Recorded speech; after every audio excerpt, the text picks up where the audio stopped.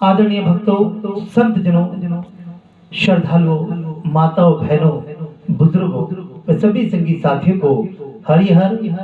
आप सभी को आने वाली दीपावली की हार्दिक मंगल कामना है। विक्रमी संवत 2029 कार्तिक कृष्ण पक्ष की आज द्वादशी तिथि है और दिन शनिवार, पूर्वा फाल्गुनी नक्षत्र 22/10/2022 कन्या राशि पर चंद्र संचार, यम दीप दान। आज गोवत्स द्वादशी। तो आज का बड़ा ही महत्वपूर्ण दिन है। तो आइए प्रारंभ करते हैं कुछ विशेषताओं को बताते हुए।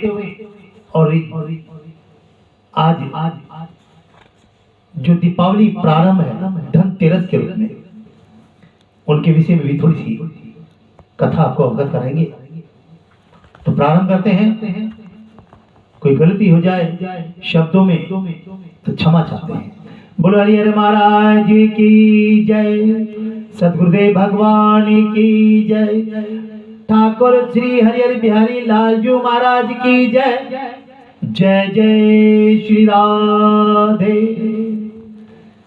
मायापति नारायण के चरणों में शीश नवाएं। मायापति नारायण के चरणों में शीश नवाएं। अगला अध्याय कार्तिक लिखो नारायण राय।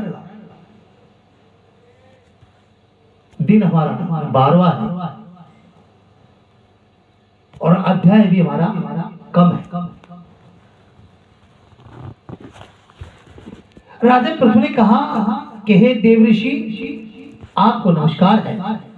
कृपया कर आप ये कहिए कि जिस समय भगवान शंकर ने अपने माथे का वह तेज क्षीर सागर में डाल दिया तो उस समय क्या हुआ?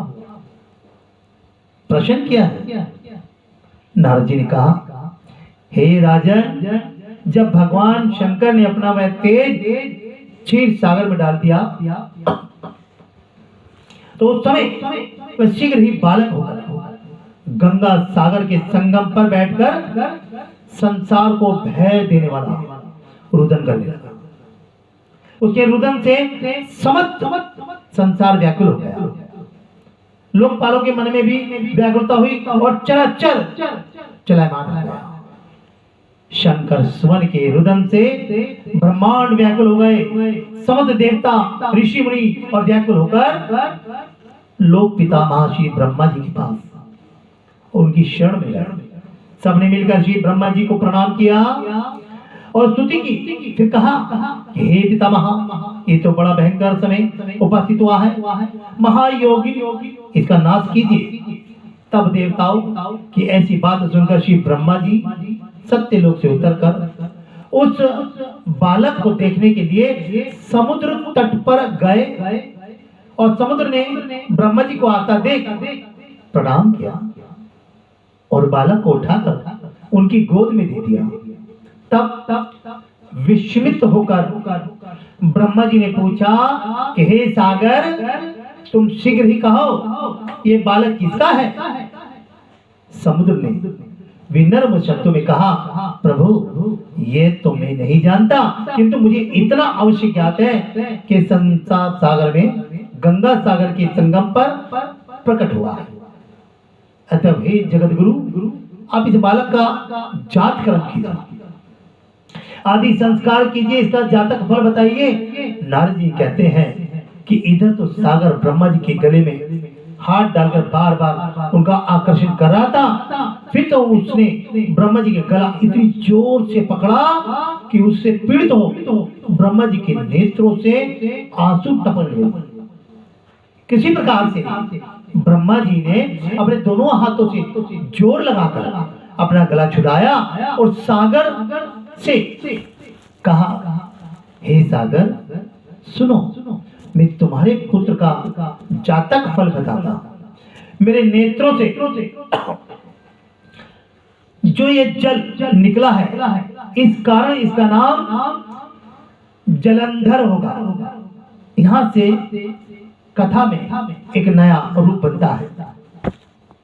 अब शुरुआत होती है कार्तिक में अगले पड़ाव की, क्योंकि यहाँ जलंधर की उत्पत्ति ब्रह्मा जी के क्रोध तेज से और ब्रह्मा जी के आंसू से उनका नामकरण और उनकी उपस्थिति बता रहे हैं सागर को। अब उनका नाम जलंधर है। ये उत्पन्न होने के साथ ही तरुण हो गया। इसे सब शास्त्रों का पारगामी, पराक्रमी, महावीर, बलवान, महायोद्धा और रण द्रुमद होगा। ये बालक सब दैत्य को का आधिपति और भगवान शिव को जीतने वाला होगा तथा यह कहीं भी ना हारे। एक भगवान शंकर को छोड़कर ये सबसे अवध्य होगा। जहां से उत्पन्न हुआ है फिर वही जाएगा। इसकी स्त्री बड़ी पतिव्रता, सौभाग्यशालिनी, सर्वांग सुंदरी और परम मनोहर, मिष्ट भाषणी तथा शीलवान होगा। नारद जी कहते हैं कि हे राजन, सागर में ऐसा कहकर ब्रह्मा जी ने शुक्राचार्य को बुलाकर उनके हाथों से बालक का राज्याभिषेक किया और स्वयं अंतर ध्यान हो गए। और फिर तो बालक को देखकर सागर बड़ा ही प्रसन्न हुआ और घर आ गया।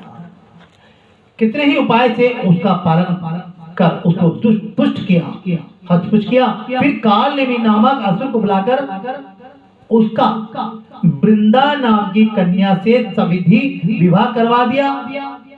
अब यहाँ पर भी एक नया रूप आता है वृंदा। यहाँ से प्रारंभ होती है कार्तिक की उस महत्वपूर्ण घटनाओं की कथा, क्योंकि जलंधर भी आ गए, वृंदा जी भी आ गई, जो वृंदा आगे चलकर एक तुलसी का प्रारूप ले लेंगी।